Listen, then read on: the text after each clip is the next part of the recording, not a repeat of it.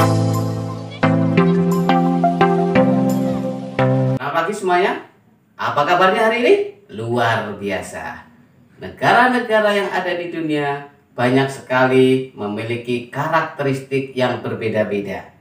Dengan demikian, antara negara satu dengan negara lain memerlukan kerjasama.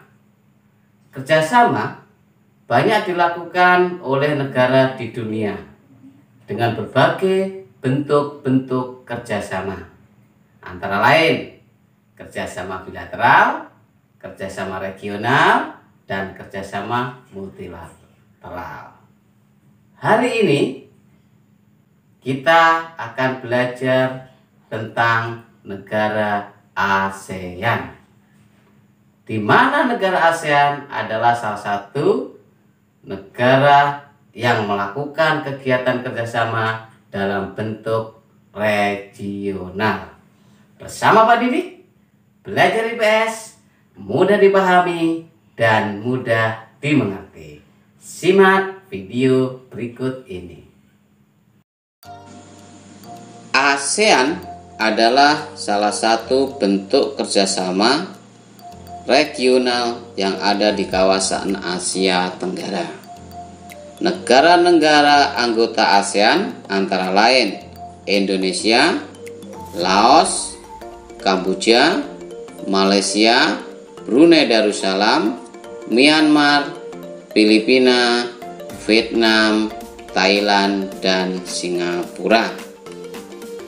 Adapun sejarah ASEAN, ASEAN berdiri pada tanggal 8 Agustus 1967 di Bangkok, Thailand.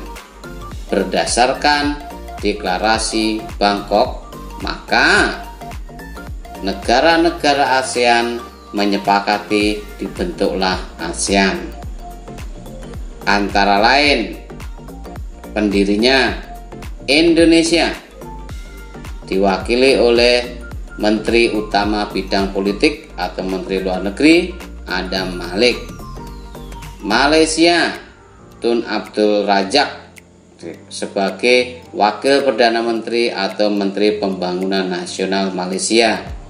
Ketiga, Singapura, diwakili S. Rajaratnam sebagai Menteri Luar Negeri. Keempat, Narcisco Ramos sebagai Menteri Luar Negeri Filipina. Terakhir, kelima, Thailand, diwakili oleh Tanat Koman. Latar belakang dibentuknya ASEAN antara lain: satu, setiap anggota ASEAN ini menyadari adanya sebuah persamaan letak dan persamaan wilayah geografis yang mereka bersama-sama berada di kawasan Asia Tenggara. Yang kedua, setiap anggota ASEAN ini menyadari adanya sebuah persamaan sejarah, karena secara mayoritas wilayah-wilayah atau negara-negara Asia Tenggara ini yang tergabung dalam ASEAN pernah merasakan dijajah oleh bangsa asing atau bangsa lain. Ketiga, setiap anggota ASEAN menyadari adanya sebuah persamaan kebudayaan. Yang keempat, setiap anggota ASEAN menyadari adanya sebuah kesamaan kepentingan. Kesamaan kepentingan ini ada kesamaan kepentingan politik, kepentingan ekonomi, kepentingan keamanan, dan lain-lain. Adapun struktur ASEAN di dalam organisasi ASEAN yang selama ini ada mengalami sebuah penyempurnaan. Dibedakan sebelum KTT di Bali 1976 dan setelah KTT di Bali 1976.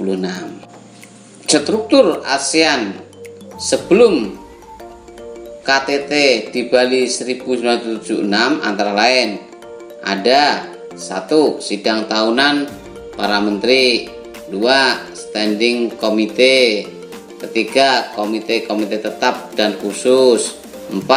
Sekretariat Nasional ASEAN pada setiap ibu kota negara anggota ASEAN.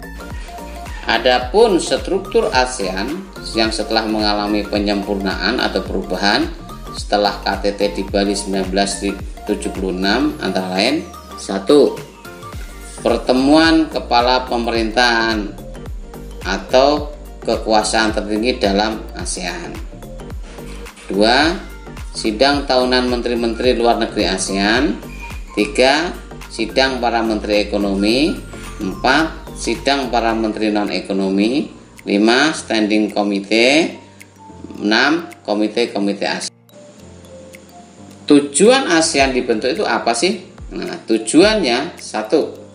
Mempercepat pertumbuhan ekonomi, sosial, dan kebudayaan di Asia Tenggara. 2. Menciptakan perdamaian dan stabilitas regional di Asia Tenggara. 3. Meningkatkan kerjasama aktif, saling membantu masalah bersama di bidang ekonomi, sosial, budaya. 4. Memelihara dan meningkatkan kerjasama dengan lembaga regional maupun internasional. 5. Bekerjasama meningkatkan pendayagunaan pertanian, industri, perdagangan di Asia Tenggara.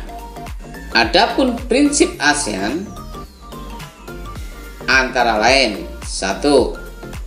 Menghormati kemerdekaan, kedaulatan, kesamaan, integritas wilayah nasional, serta identitas nasional setiap negara anggota.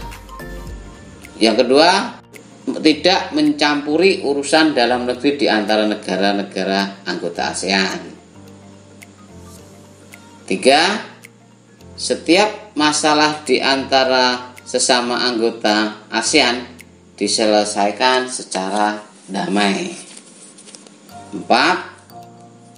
Menolak menggunakan senjata atau kekuatan yang dapat menimbulkan peperangan. Jadi keempat ini, setiap menyelesaikan masalah perbedaan itu tidak boleh menggunakan senjata, istilahnya, atau perang, ya. Ini menimbulkan perang untuk kawasan Asia Tenggara dihindari. 5. Kerjasama ASEAN diharapkan efektif, rasional, dan bermanfaat. Bentuk-bentuk kerjasama ASEAN itu apa saja? Antara lain, di bidang politik, ASEAN sepakat menyelesaikan segala permasalahan melalui meja perundingan dan ASEAN kawasan bebas nuklir. Nah, kedua, di bidang ekonomi, ASEAN meningkatkan kerjasama perdagangan yang saling menguntungkan. Ketiga, bidang sosial, penanggulangan bencana alam, perlindungan terhadap anak cacat, dan pemerataan kesejahteraan masyarakat. Ini contohnya di dalam bidang sosial. Keempat, bidang budaya, pertukaran kunjungan dari misi kebudayaan masing-masing negara. Contohnya pertukaran pelajar dan mahasiswa. Kelima, bidang pendidikan, pemberian beasiswa pendidikan dari setiap negara anggota ASEAN.